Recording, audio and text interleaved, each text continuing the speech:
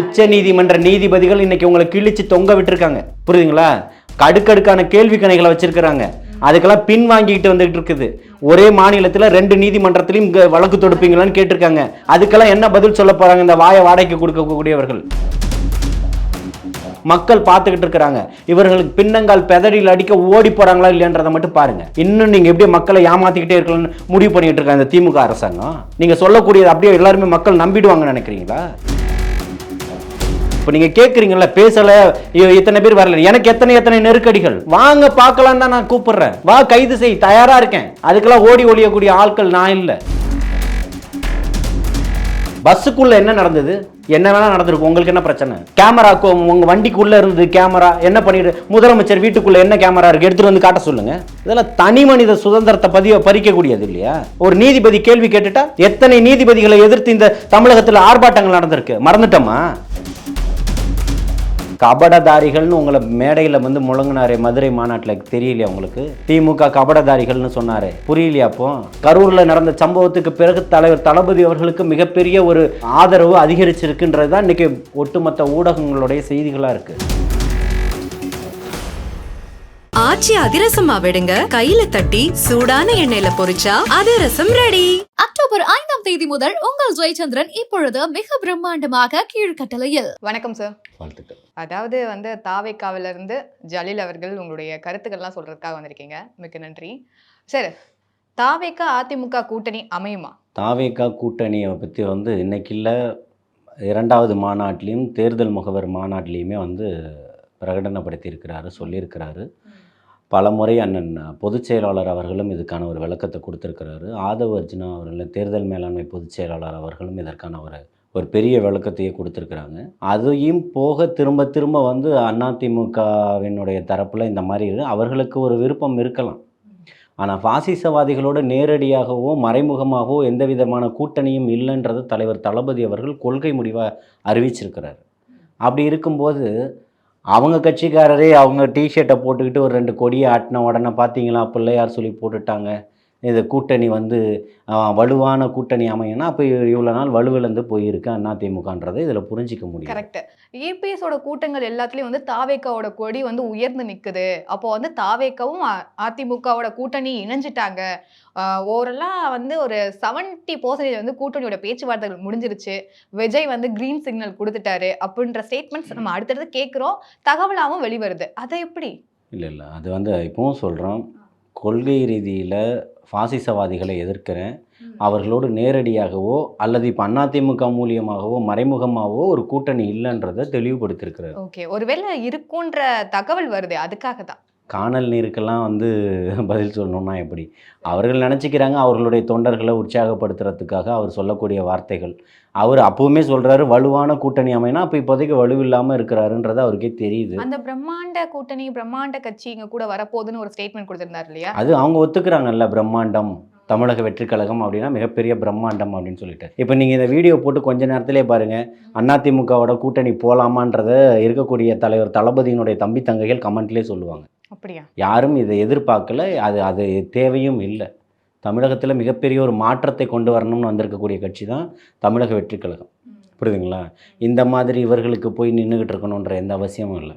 ஆட்சியிலும் அதிகாரத்திலும் பங்கு நான் தருவேன்றதை சொல்லியிருக்கிறாரு. தமிழக வரலாற்றில் இதுவே முதல் முறையாக ஒரு கட்சி ஆரம்பிக்கப்பட்டு அதுக்கு அண்ணன் திருமாவர்கள் கூட சொன்னார், நல்ல விஷயம் வரவேற்கிறேன், பட் இதெல்லாம் ரூமுக்குள்ளே பேசுங்க, ஏன் ரூமுக்குள்ளே பேசணும், வெளிப்படையாக பேசணும். இவர் முதல்வரை போய் பார்த்து வேங்கை வயலுக்கு சிபிஐ வழக்கு வேணும்னு சொல்லும்போது அதை நிராகரிச்சிட்டாங்க, அதை ஏற்றுக்கலை. ஆனால் ஒரு தேசிய கட்சியினுடைய மாநில தலைவர் பட்டப்பகலில் படுகொலை செய்யப்பட்ட சம்பவத்தை ஓராண்டு கழித்து இன்றைக்கி சிபிஐக்கு மாற்றியிருக்கு. ஆனால் இவங்க திருப்பி உச்சநீதிமன்றத்தை போகிறாங்க, சிபிஐக்கு மாற்றக்கூடாது அப்படின்னு சொல்லிட்டு. இதுக்கு அண்ணன் திருமா அவர்கள் போராட்டம் காவைக்கு எதிராக நடந்த சனாதன இதுக்காக ஒரு போராட்டத்தை நடத்துகிறாருல உயர் நீதிமன்றத்தினுடைய வாசல்ல. ஆமாம், அவங்க எப்போதுமே சொல்கிற ஒரு ஸ்டேட்மெண்ட் பார்க்கணும், நாங்கள் திமுகவோட கூட்டணியில் இருந்தாலும் கூட நாங்கள் பல இடங்களில் போராட்டங்கள் நடத்தின தயங்குனதே இல்லை. ஆம்ஸ்டாங் அவர்களுக்காக ஏன் நடத்தலை? ஆம்ஸ்டாங் அவர்கள் யாரு? திருமாவளவன் அவர்களும் அவங்க கட்சியை சார்ந்தவர்களும் அந்த இடத்துல தானே. உங்க திமுக தானே இன்னைக்கு போய் மறுக்குது, எதிர்த்து நீங்க ஸ்டேட்மெண்ட் கொடுங்க. ஓகே, அது முடியாது இல்லை இன்னைக்கு உங்களுக்கு. அதுதான் ஒரு பத்திரிகையாளர் கேட்டார், திமுகவா? அதுக்கு தான் அண்ணன் கோவப்பட்டார், நான் திமுகவா அப்படின்னு சொல்லிட்டு. அதன் பிறகு ஒரு மேடையிலையும் பேசிட்டார், நாங்கள் வந்து இரட்டை குழல் துப்பாக்கியை போன்று செயல்படுவோம், நாங்கள் திமுகவோடு தான் இருப்போம், திமுக தான்றதை சொல்லிட்டார். புரியுதுங்களா? அந்த மாதிரி நிலைப்பாடுகள் வந்து இவர்களுக்குள்ள என்னென்னவோ மாறிக்கிட்டு இருக்கலாம். தமிழக வெற்றி கழகத்தினுடைய ஒரே நிலை தான், அது மக்களுக்கானது, இந்த மண்ணை நேசிக்கக்கூடியது. நீங்கள் 1000 சூழ்ச்சிகள் செஞ்சாலும் அது அத்தனையும் தகுடுபொடியாயிடும். ஓகே. ஆனா ஒருவேளை அதிமுகவோட கூட்டணிக்கு விஜய் அவர்கள் சென்றால் துணை முதலமைச்சர் பதவி வாங்குறதுக்கு வாய்ப்புகள் இருக்கு அப்படின்ற ஒரு ஸ்டேட்மெண்ட்டும் வருது. அதை எப்படி பாக்குறீங்க? யாருக்கு ரதிக்கா? துணை முதல்வர் பதவி யாருக்கு ரதிக்கா? விஜய் அவர்களுக்கு கொடுக்க போறதா? அதிமுக கூட்டணி ஆட்சியிலும் அதிகாரத்திலும் பங்கு நாங்க தருவோம்னு சொன்னது எங்களுக்கு எது துணை முதல்வர் பதவியா? இல்ல, தமிழகத்துல அதிமுக இருக்கு 50 ஆண்டுகள் கட்சி. என்ன இன்னைக்கு ஒரு எம்பியை கூட உங்களால ஜெயிக்க முடியல, வாக்கு சதவீதத்தை அதிகமா தான் ஆக்கியிருக்கீங்க, ஆனா உங்களால பண்ண முடியல. இன்னைக்கு மக்களுக்கு உங்கள் மீது நம்பிக்கை இல்லையே. ஒருவேளை தாவேகா கூட அதிமுக கூட்டணிக்கு வருவாங்களா? அது வந்து காலத்தின் கட்டாயம், புரியுதுங்களா? அது பிஜேபியை விட்டுட்டு வெளியில வரணும், அந்த தலைமை அவங்க ஏத்துக்கணும். அதுதான் முதல்ல சொல்லிட்டு அது காணல் ஏறுன்னு சொல்லிட்டு, புரியுதுங்களா? இது சும்மா நம்ம ஒரு விமர்சனமா வந்து 2 பேரும் பேசிக்கலாமே தவிர்த்து அது வந்து ஏட்டு சுரக்கா கறிக்கு உதவாது, அந்த மாதிரி தான் இருக்கும். அப்போ தாவேகா அதிமுகவோட கூட்டணிகள் கண்டிப்பா இருக்காது 2026. பாசிசவாதிகளோடு நேரடியாகவோ மறைமுகமாவோ கூட்டணி இல்லை. சரி, ஓகே. பொறுத்திருந்து பார்க்கலாம், அதுக்கான விடைகள் எப்படி மாறி கூட உங்ககிட்ட இருந்து வரக்கான வாய்ப்புகளும் இருக்கு. இன்னும் அது காலத்தின் கட்டாயம், புரியுதுங்களா? தமிழக வெற்றி கழகமே இங்க தலைமை ஏற்கும்னு சொல்றேன். ஓகே, அதையும் கூட நீங்க உறுதியா சொல்லல, அதிமுகவோட கூட்டணி இருக்காது அப்படின்றத உறுதியா சொல்ல, காலத்தின் கட்டாயத்துல பேர்ல என்ன வேணா அவங்க பிஜேபியை விட்டு வருவதற்கு தயாரான்னு கேளுங்க, நீங்களே ஒரு பேச்சுவார்த்தை நடத்துங்க. நாங்க நடத்துறதுக்கான அடுத்தடுத்த முயற்சிகளை பண்றோம் சார். அதான் அதை தாவே அவங்க தனிச்சு நிக்கலாமா, புரியுதுங்களா? இல்ல இவங்கள மாதிரி ஆட்களோட கூட்டணி போகணுமான்றதுக்கு இன்னைக்கு கமெண்ட்ஸ்ல சொல்லுவாங்க. தலைவர் தளபதியினுடைய தம்பி தங்கைகள் தொண்டர்கள் இன்னைக்கு இருக்காங்க, இதுக்கு உங்களுடைய காணொலிகள் எல்லாம் பார்த்துக்கிட்டு தான் இருக்கிறாங்க. அவங்க வந்து அதுக்கு பதில் சொல்லுவாங்க, அதுவே உங்களுக்கு தெரிஞ்சிடும். நாங்க அடுத்து கண்டிப்பா பார்க்குறோம் சார். சரி, ஓகே. இந்த கூட்டணி பேச்சுவார்த்தைகள் ஒரு புறம் இருந்தாலும் கூட கரூர் துயர சம்பவத்துக்கு இன்னைக்கு சுப்ரீம் கோர்ட்ல பல விதமான வாதங்கள் வந்திருக்கு. அதெல்லாம் எப்படி பாக்குறீங்க? நீங்க என்ன பண்ணாலும் நீதியை ஒருபோதும் மறைக்க முடியாது, புரியுதுங்களா? நீங்கள் 1000 விஷயங்கள் நீங்கள் பண்ணலாம், புரியுதுங்களா? ஆட்சியாளர்களுக்கு தேவையா இங்கே இருக்கக்கூடிய மாநிலத்துக்கு ஏற்ற மாதிரி தான் ஒரு நீதியும் தீர்ப்பும் வந்துக்கிட்டு இருக்கு, புரியுதுங்களா? அதுக்காக தான் உச்ச நீதிமன்றத்தை அணுக வேண்டிய ஒரு சூழல் ஏற்படுது. நீங்கள் அவசரமாக தனிநபர் நீங்கள் ஆணையம் போடும்போதும் தனிநபர் ஆணையத்தை போட்டதுக்கு பிறகு அமுதா ஐஏஎஸ் அவர்கள் ஒரு விளக்கப்படம் காட்டுறாரு, செந்தில் பாலாஜி அவர்கள் ஒரு விளக்கப்படம் காட்டுறாரு. உங்களுக்காக சேவை செய்யக்கூடிய ஆட்கள் மூத்த பத்திரிகையாளர்னு சொல்லக்கூடியவர்கள் தாவேகாவுல இருந்து யாரும் பெரிய அளவுல கலந்துக்கவே இல்லையா? அதான் கரெக்டும் கூட. இப்பவும் சொல்றேன், எல்லா நிகழ்வுகளும் கலந்துக்கிட்டு தான் இருக்கிறாங்க. ஒரு சில விஷயங்கள், அதாவது உங்க பேச்சு ஸ்போக் பர்சன் சொல்லக்கூடிய எந்த நபர்களுமே விவாத மேடைகளில உட்கார நம்ம பார்க்கவே இல்லை. கரூருக்கு அப்புறம் கரூர் சம்பவம், அதாவது ஒரு ஆணையம் வந்து அமைச்சிருக்கிறாங்க, நான் வந்து ஆதரவாளனா பேசிக்கிட்டு இருக்கேன், புரியுதுங்களா?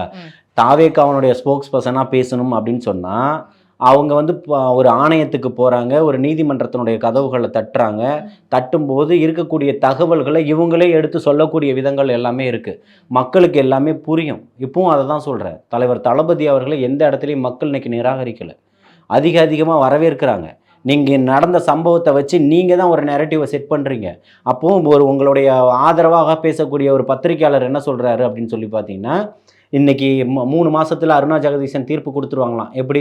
ஏன் அப்போ அம்மா ஆறுமுகசாமி ஆணையம் ஏன் தீர்ப்பு கொடுக்கல? இதெல்லாம் கேள்வி கணைகளை ஏற்படுத்துது இல்லை? சிபிஐக்கு வழக்கு மாற்றியுமே நீதிமன்றமே மாற்றுது, அதை ஓடி போய் பிடிங்கிட்டு வரீங்க. அண்ணாமலை நகர் சிறுமி பாலியல் வழக்கில் அதை தான் பண்ணீங்க. இன்றைக்கி ஆம்ஸ்டாங் அவர்களுடைய கொலை வழக்கில் நீங்கள் அதை தான் நீங்கள் பண்ணியிருக்கீங்க. அப்போ இந்த ஓராண்டில் அதுக்கு ஒரு தீர்வு கிடச்சிருக்கணும்ல, ஏன் கிடைக்கல? இங்கே பலதரப்பட்ட கேள்விகள் இருக்குது, ஆனால் பதில் சொல்வதற்கு அரசு தயாராக இல்லை. அப்போ நீங்கள் கொடுத்த தேர்தல் வாக்குறுதிகள் அத்தனையுமே மறைக்கணும். அப்போ நீங்கள் அதை தலைவர் தளபதியை பேசினா மட்டும்தான் அதை மறையும். ஓகே, அவரை பேசிதான் இன்னைக்கு நீங்க அரசியல் களம் நகர்த்தணும்னு நினைக்கிறீங்க. ஒருவேளை திமுக வந்து தளபதி விஜய் அவர்களை வந்து ஒரு எதிர்கட்சியாவோ இல்ல பெரிய ஆளுமையாவோ பாக்குறாங்களா? அவங்க தான் சினிமா செய்தியை பார்க்கறது இல்லையாங்க, அப்புறம் எப்படி பார்ப்பாங்க? இதுல என்ன சினிமா செய்தி இருக்கு? வச்சிருக்க ஆப்பு அப்படிங்க மக்கள், அதனால உங்களுக்கு பயம் இருக்க தானே செய்யும். உங்களுக்கு இல்ல, திமுக அரசுக்கு. அதை தான் சொல்றேன். சொல்லுங்க, நீங்க திமுகவை பத்தி தானே கேட்டுக்கிட்டு இருக்கீங்க. இல்ல, நான் கேள்விகளை தான் கேட்கிறேன், நீங்க ஆன்சர் எனக்கு கொடுத்துட்டீங்கன்னா நான் ரதியை வந்து திமுக பர்சன் சொல்லல. ஓகே, புரியுதுங்களா? திமுகவுக்கு தான் நான் கொடுக்கக்கூடிய அத்தனை பதில்களுமே நேயர்களுக்கு தெரியும், மக்களுக்கு தெரியும், புரியும், புரியுதுங்களா? திமுகவுக்கு இன்னைக்கு வச்சிருக்கக்கூடிய ஆப்புகள் அப்படி, புரியுதுங்களா? என்ன மாதிரி ஆப்புகள்லாம் வச்சுட்டு வர்றீங்க? மக்கள் வச்சுக்கிட்டு இருக்கிறாங்க. நாங்க இல்ல. 2026ல நீங்க அதோட போய் வெளிப்பாடு விடியல் பயணம்னு சொன்னாலும் சரி, நீங்க சாராயத்தை கொடுத்து, காசை கொடுத்து, பிரியாணியை கொடுத்து, வாகன வசதியை கொடுத்து கூட்டிட்டு போய் நிறுத்தி கூட்டிட்டு வர கூட்டமாக இருந்தாலும் சரி, புரியுதுங்களா? எல்லாமே மக்கள் இன்னைக்கு பார்த்துக்கிட்டு தான் இருக்காங்க. சமூக நீதியை பேசிட்டு சமூக நீதிக்கு எதிரான ஒரு கட்டமைப்பாக தான் இங்கே இருக்குது. கபடதாரிகள்னு உங்களை மேடையில் வந்து முழங்கினாரே மதுரை மாநாட்டில், தெரியலையா உங்களுக்கு? திமுக கபடதாரிகள்னு சொன்னாரு, புரியலையா? அப்போ ஸ்டாலின் அங்கிள்னு சொல்லிட்டாரு. என்னை CM தரந்தாழ்ந்து சிஎம் சார் இப்போ அதான் என்னை தரந்தாழ்ந்து விமர்சனம் பண்ணிட்டாரு. அது என்ன சிஎம் சார்னு சொல்ல, வேற எப்படி தான் உங்களை கூப்பிடுறதுன்னு கேட்குறேன். முதல்வர் அவர்களே, முதல்வர் அவர்களேன்னு கூப்பிடணும். எதுக்கு அப்பான்னு சொல்லி இத்தனை கோடி செலவு பண்ணி விளம்பரம் பண்ணீங்க? அப்போ அப்பான்னு கூப்பிடுங்க. நீங்க அப்பாவை ஏத்துக்கிறதுக்கு தயாரா? யார் பணத்தை செலவு பண்ணிக்கிட்டு இருக்கிறீங்கன்னு கேட்குறேன். மக்களோட வரி பணம். மக்களுடன் அப்பான்னு சொல்லி போட வேண்டியதுனா மக்களுடன் ஸ்டாலின் ஏன் போடுறீங்க? முத்துவேல் கருணாநிதி ஸ்டாலின் ஏன் சொல்றாரு? முத்துவேல் கருணாநிதி அப்பான்னு சொல்ல வேண்டியதானே? என்னங்க உங்களுடைய நியாயம்? உங்களுக்கு தேவைன்னா இப்படியும் பேசுவீங்களா? மக்கள் இன்னைக்கு எல்லாத்தையுமே பார்த்துக்கிட்டு இருக்காங்க. உச்ச நீதிமன்ற நீதிபதிகள் இன்னைக்கு உங்களை கிழிச்சு தொங்க விட்டுருக்காங்க, புரியுதுங்களா?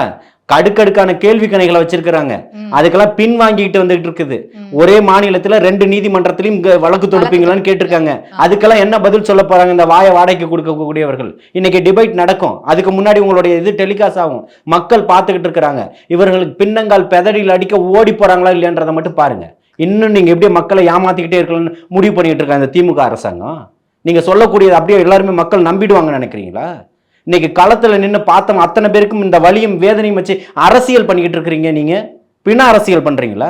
அதுல ஸ்டிக்கர் ஒட்டுறீங்க கரூர் மாவட்ட திமுக. இதெல்லாம் உங்களுக்கு அசிங்கமாகவும் அவமானமாகவும் தெரியலையா? இதுதான் உங்களுடைய ஜனநாயகமா? ஜனநாயகம் படுகொலை செய்யப்பட்டிருக்குது. கருத்துரிமையை பேசுறதுக்கு இல்லையே. எத்தனை இப்ப நீங்க கேட்குறீங்கல்ல, பேசல இத்தனை பேர் வரல, எனக்கு எத்தனை நெருக்கடிகள். வாங்க பார்க்கலாம் தான் நான் கூப்பிடுறேன். வா கைது செய், தயாரா இருக்கேன். அதுக்கெல்லாம் ஓடி ஒழியக்கூடிய ஆட்கள் நான் இல்லை, பண்ணுங்கன்னு சொல்றேன். புரியுதுங்களா? நாம வந்து இப்ப இன்னைக்கு இல்லை, நீங்க போட்ட எத்தனையோ வழக்குகளை இத்தனை ஆண்டுகளை நான் எல்லாத்தையுமே எதிர்கொண்டுகிட்டு தான் வரேன். இதுக்கெல்லாம் தயங்கக்கூடியவன் நான் இல்லை. இதை பேசியதற்கு பேச வச்சுட்டு அந்த ஆட்களை கூப்பிட்டு ஒரு வீடியோ போடுங்க 5 நிமிஷம், நாங்கள் இப்படி தான் பேசிட்டோம், நாங்கள் தெரியாமல் பேசிட்டோம், காசுக்காக பேசணும், இந்த இன்ஃப்ளூயன்சர் மார்க்கெட்டிங்கை வச்சு பிரச்சாரம் பண்ணுறேன் பார்த்தீங்களா, அந்த மாதிரி வேலை தமிழக வெற்றி கழகத்திட்ட இல்லை. கரூர் பாலாஜியை பற்றி பேசுங்க, 10 ரூபாய் பாலாஜின்னு சொல்லுங்க, பாட்டிலுக்கு 10 ரூபாய். இன்னைக்கு எல்லாரும் பேச ஆரம்பிச்சிட்டாங்க. சின்ன குழந்தைங்க கூட பாட ஆரம்பிச்சிட்டாங்க. ஸ்கூலுக்கு போகிற குழந்தைங்க ஆட்டோவில் பார்க்குற 10 ரூபாய் பாலாஜின்னு பாடிட்டு போகிறாங்க. அப்படி காலத்தை மாற்றி வச்சிருக்கிறீங்க. என்னதான் அங்க விவாதங்கள் வைக்கப்பட்டாலும் கூட விஜய் ரொம்ப தாமதமா வந்தது மட்டும்தான் இந்த கரூர் சம்பவத்துக்கு காரணம் சொல்றாங்க. இப்போ நான் சொல்றேங்க, அதாவது அவர் வீட்டில இருந்து புறப்படக்கூடிய நேரமும் புறப்பட்ட நேரமும் பார்த்தீங்கன்னா 1.5 மணி நேரம் 2 மணி நேரம் தான் தாமதம். இது மிகப்பெரிய ஒரு தாமதம் சொல்றீங்களா? ஒரு தனியார் விமான சேவை நிறுவனத்தின் மூலமா ஒரு தனியார் விமானத்தை பதிவு செய்கிறாரு. அதில் வருவதற்கு பல காரணங்களால் தாமதமாகுது. தாமதமாக வந்துட்டாரு 2 மணி நேரம். அந்த 2 மணி நேரத்துக்கு அப்புறம் அவருடைய வாகனம் வேகமாக வந்திருக்கணும்ல. மக்கள் ஏன் இவ்வளோ கூட்டம் வரான்? உள்ள உட்காராதீங்க, கையை ஆட்டாதீங்க, கையை தூக்காதீங்க, தலையை காட்டாதீங்க, சட்டையை மஞ்சள் சட்டையை போடாதீங்க, வெள்ளை சட்டையை போடாதீங்க, இந்த செருப்பை போட, இதான் உங்களுக்கு வேலை? கேமராக்கு உங்க வண்டிக்குள்ள இருந்து கேமரா என்ன பண்ணிட்டு, முதலமைச்சர் வீட்டுக்குள்ள என்ன கேமரா இருக்கு எடுத்துட்டு வந்து காட்ட சொல்லுங்க. இதெல்லாம் தனி மனித சுதந்திரத்தை பறிக்கக்கூடியது இல்லையா? ஒரு நீதிபதி கேள்வி கேட்டுட்டா இதெல்லாம் கேட்கிறோம் என்ற யோசனை வேணாமா? எத்தனை நீதிபதிகளை எதிர்த்து இந்த தமிழகத்தில் ஆர்ப்பாட்டங்கள் நடந்திருக்கு, மறந்துட்டோமா? பஸ்ஸுக்குள்ள என்ன நடந்தது? என்ன வேணா நடந்திருக்கும். உங்களுக்கு என்ன பிரச்சனை? 62 பேர் படுபாதகமா கொல்லப்பட்டான விசசாராயம் குடிச்சு முழுக்க அரசு தானே பொறுப்பேற்றுக்கணும். ஏத்துக்குச்சா? 1 வருஷத்தை கடந்து போய்கிட்டு இருக்குது. போனாரா இந்த முதல்வரும் சின்ன முதல்வரும்? அதுக்கு யோகியதை இல்லை, அருகதை இல்லை உங்களுக்கு போறதுக்கு. மக்கள் பணத்தை தூக்கி கொடுத்தீங்களே. வெடி விபத்துல என்னுடைய சகோதரிகள் பட்டாசு உருட்டினாங்களே சிவகாசியில், 2 லட்சம் ரூபாய் கொடுத்தீங்களே வெடி விபத்துல இறந்தவர்களுக்கு. கள்ளச்சாராயம் தெரிஞ்சு குடிச்சு செத்தவனுக்கு 10 லட்சம் 5 லட்சம் இன்சூரன்ஸும் போட்டு வச்சிருக்கீங்க. ஏன்? ஆட்சியில் நடந்த பிரச்சனை தெரிஞ்சிடும். வயிற்று பிழப்புக்காக செத்தவங்களுக்கு 200 ரூபாய் கூலிக்காக போன என்னுடைய சகோதரிக்கு 2 லட்சம். கள்ளச்சாராயம் தெரிஞ்சு வேலைக்கு போகாம குடிச்சு செத்தான் பார்த்தீங்களா, அவனுக்கு 10 லட்சம் பணமும் 5 லட்சம் காப்பீடும். எப்படி? சமூக நீதி, ஜனநாயகம், புதிய விடியல், உங்களுடன் ஸ்டாலின். நீங்க பல பரிமாணங்கள்ல வரீங்க. ஒரே ஆளா தான் நிற்கிறாரு உங்களை ஓட விடுறதுக்கு. எல்லாத்துக்கும் தயாராகி தான் நின்றுட்டு இருக்கிறாரு. நீங்க எந்த ஆயுதத்தை எடுத்துட்டு வந்தாலும் நாங்கள் எந்த ஆயுதத்தை ஏந்தணும்ன்றத என்னுடைய எதிரி தான் முடிவு செய்யறான்னு சொல்லுது இல்லையா? அதை தான் நீங்கள் என்ன எடுத்தாலும் அதை எடுக்கிறதுக்கு தயாராக இருக்கும். ஆச்சி அதிரசமா விடுங்க, கையில தட்டி சூடான எண்ணெயில பொரிச்சா அதிரசம் ரெடி. அக்டோபர் 5 முதல் உங்கள் ஜெயச்சந்திரன் இப்பொழுது மிக பிரம்மாண்டமாக கீழ்கட்டளையில்